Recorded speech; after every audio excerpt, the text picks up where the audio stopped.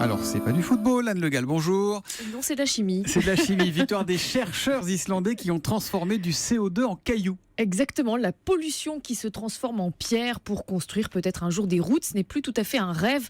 Grâce à cette équipe donc de chercheurs islandais, américains et français, ils ont réussi cette prouesse de transformer chimiquement du dioxyde de carbone en un minéral solide, une sorte de roche calcaire. Mais ça se fait comment? Ça, dans des éprouvettes ou... Alors non, la transformation a eu lieu donc à 400 mètres sous terre en Islande.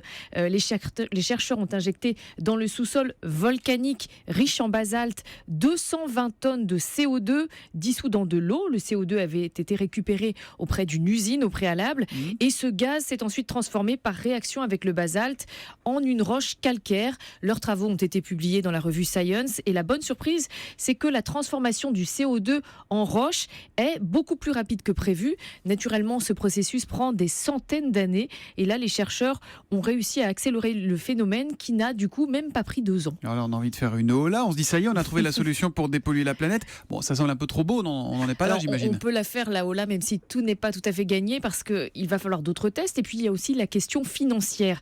Il faudrait savoir qui est prêt à payer au moins $30 pour transformer chaque tonne de CO2 en cailloux. $30, c'est à peu près ce que ça coûte, cette transformation. Il faut savoir qu'un Français émet chaque année plus de 5 tonnes par an de CO2. Il y a donc des interrogations économiques, mais la technique, malgré tout, elle reste prometteuse. Et puis si la transformation se fait sous terre à 400 mètres, il faut aller rechercher la route après, non? Alors non, ça s'infiltre dans des fissures, en fait, cette nouvelle pierre. D'accord. Elle se mélange. Il faut aller la chercher après quand même. Ah bah voilà, après il faut l'extraire. C'est du boulot, c'est un coup, mais c'est prometteur. Merci beaucoup Anne Le Gall. Bonne journée.